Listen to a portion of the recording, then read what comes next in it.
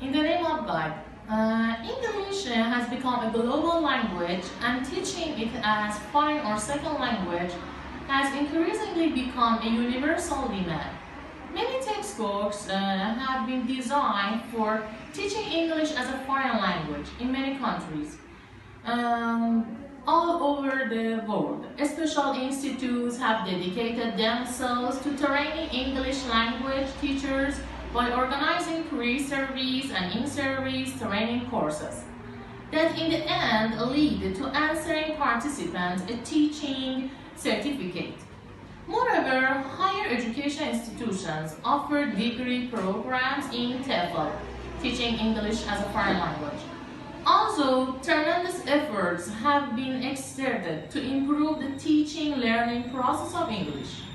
TEFL programs still fail to deliver as expected.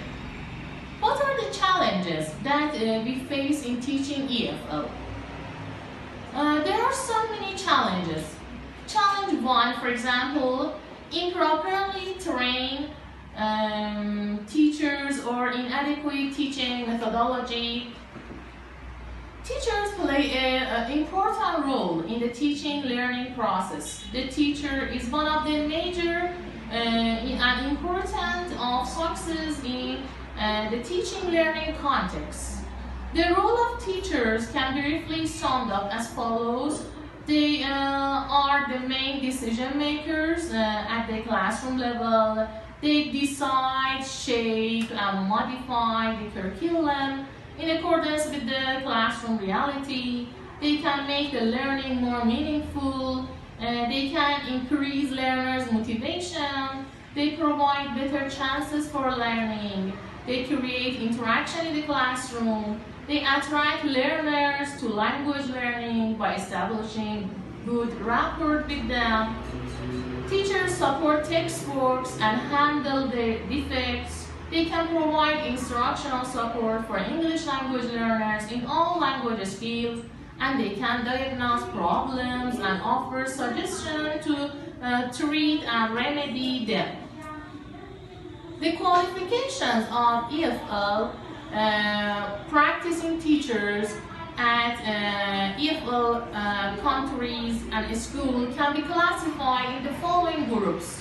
For example, BA degree, Bachelor of Arts degree in English language and literature, diploma in English, major in education and minor in English, BA degree in translation. Although many of these teachers are BA degree holders, most of them have no teaching certificates that qualify them for teaching. Most of them did not take any course in teaching English as foreign language. This may account for the adoption of the grammar translation method by most of them.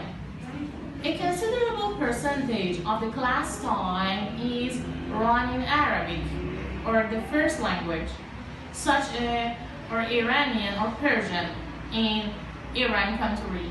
Such a practice minimizes the time of exposure to English, and thus the learning outcomes will not be adequately completed. There are some challenges and there are some recommendations. Only qualified teachers should be allowed to teach. Teachers must have a teaching certificate in addition to their qualification in the English language and its literature. Number 2, the teaching activities need to be learner-centered rather than teacher-centered.